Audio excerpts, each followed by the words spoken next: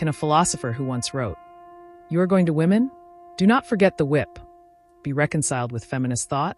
Can a man who questioned morality, truth, and even reason be seen as a liberator rather than a destroyer? Friedrich Nietzsche is one of the most controversial figures in Western philosophy. To some, he's a prophet of power and creativity. To others, a misogynist cynic. But like much of Nietzsche's writing, the truth is more complex, layered, and far more thought-provoking. Today, we dive deep into two powerful and often misunderstood aspects of Nietzsche's thought: his views on gender and the importance of myth in his philosophy. Because understanding Nietzsche means more than quoting him. It means wrestling with contradictions, symbolism, and a radical rethinking of what it means to be human. Welcome to The Unfolding Journey, the channel where we peel back the layers of history, philosophy, and myth to uncover the hidden patterns that shape our world. If you're ready for a challenging but rewarding dive into the mind of one of philosophy's fiercest voices, you're in the right place. Friedrich Nietzsche's relationship with gender, and particularly with women, has long sparked debate among scholars, feminists, and philosophers alike. His writings are filled with contradictions. On one page, he may mock women's intellect. On another, he praises feminine creativity and intuition. To understand Nietzsche's views on gender, we have to begin with context. Nietzsche wrote during the 19th century, a time deeply patriarchal in both culture and academia. His experience with women was complex and often painful. He never married, faced unrequited love, and struggled with feelings of alienation. His personal struggles often bled into his writing, but so did his philosophical brilliance. So what exactly did Nietzsche say about women? Let's not sugarcoat it. Nietzsche said many things that, on the surface, sound outright misogynistic. In Thus Spoke Zarathustra, he writes, "You're gonna women? Do not forget the whip." This line has been widely criticized, and rightly so. But it's important to read Nietzsche with an understanding of his use of metaphor, irony, and critique of cultural norms. He was not giving literal advice. Nietzsche was performing a critique of power, dramatizing what he saw in society. In Beyond Good and Evil, he suggests that women are inherently conservative and prefer being ruled rather than ruling. But again, this is not necessarily Nietzsche's prescription. It is his observation of how gender roles had been shaped by society. This leads us to a crucial question. Is Nietzsche describing a fixed nature, or exposing the masks culture forces upon us? Despite the surface-level misogyny, there's a deeper layer to Nietzsche that resonates with feminist theory. Nietzsche's idea of the will to power and the Übermensch, overman or overhuman, encourages individuals to transcend societal norms, to become creators of new values. He speaks often of self-overcoming, a constant evolution of the self. This concept aligns with feminist critiques of gender as a performance, most famously articulated by philosopher Judith Butler. Butler argued that gender is not a biological destiny, but a repeated performance shaped by power structures. Nietzsche, though from a different era, would not disagree. He didn't believe in essential identities, not for men, not for women. His entire philosophy was one of fluid becoming, of shaking off inherited truths and creating oneself anew. This is why some feminist thinkers, like Luce Irigaray and Sarah Kaufman, saw Nietzsche as a dangerous ally. His writing might bruise, but it also burns away illusion. Nietzsche's rejection of metaphysical truth, his suspicion of fixed identities, and his critique of moral binaries. These are tools feminists have used to dismantle patriarchal narratives.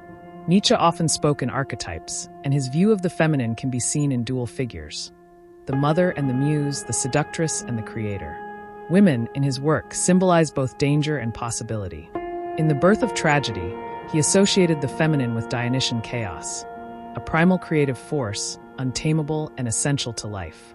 This view, while still mythologized, gives women ontological power in the cosmic dance between order and chaos. Nietzsche feared and revered this force.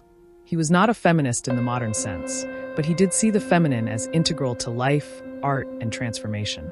To understand Nietzsche fully, we must shift from gender to another key element of his philosophy: myth. Modernity, Nietzsche argued, was sick, not just politically or economically, but spiritually.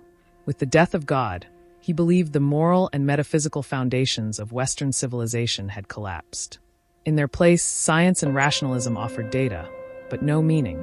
Nietzsche didn't reject science, but he knew it couldn't fill the void left by myth. Nietzsche's earliest work, The Birth of Tragedy, outlines his theory of myth through the Apollonian and Dionysian forces. two symbolic energies shaping art and existence. Apollo represents logic, order, reason, clarity. Dionysus embodies chaos, ecstasy, passion, destruction, and rebirth. Great myth, Nietzsche believed, balances these forces. Greek tragedy did this, blending the structured beauty of Apollo with the wild, intoxicating spirit of Dionysus. This dynamic is not just aesthetic, it's existential. Nietzsche believed that myth gives shape to chaos, allowing individuals and cultures to endure suffering with meaning. Without myth, we drift into nihilism. In Thus Spoke Zarathustra, Nietzsche introduces the Übermensch, often misunderstood as a call for a superior man. But it's not about dominance over others. It's about transcendence of self, the creation of new values after the death of old gods. The Übermensch is a mythic figure, an aspiration, not a blueprint. Nietzsche knew that human beings don't live by facts alone. We live by stories, symbols, and aspirations. In this way, the Übermensch is like the hero of a personal myth, calling us to become what we are. Another key myth in Nietzsche's thought is the concept of eternal recurrence. The idea that everything in your life, every joy, every pain, will happen again infinitely. It's not a scientific claim. It's a spiritual test. Nietzsche challenges us. Could you live your life in such a way that you would will its infinite repetition? If so, you have said yes to existence, fully, joyfully, and without reserve. This is myth not as escape, but as confrontation. A mirror held up to your soul. For Nietzsche, the modern world had grown too rational, too disenchanted. He wanted a remythologized life, not in the form of superstition, but in the form of aesthetic courage. To live mythically, for Nietzsche, is to live with passion, with style, with meaning that you create yourself. This ties back into gender, into identity, into every part of who we are. Myth isn't about lying, it's about framing life with purpose. Nietzsche's philosophy isn't easy. It's uncomfortable, unstable, and full of contradictions.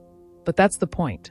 He forces us to think and rethink, to tear down masks and question our certainties. His views on gender remain controversial, but also open paths to liberation through self-overcoming and value creation. His embrace of myth speaks to the human hunger for meaning in a world without absolutes. Nietzsche believed that if we are to survive modernity, we must become artists, not just of canvas, but of our own lives.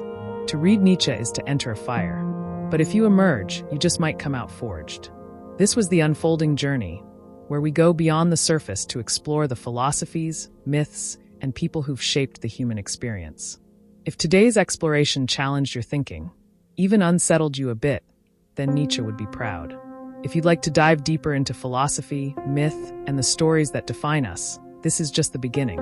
Backhand Index Pointing Right, subscribe to the channel, give the video a like, and join us as we continue unfolding the journey, one idea at a time. Until next time, think deeply and live mythically.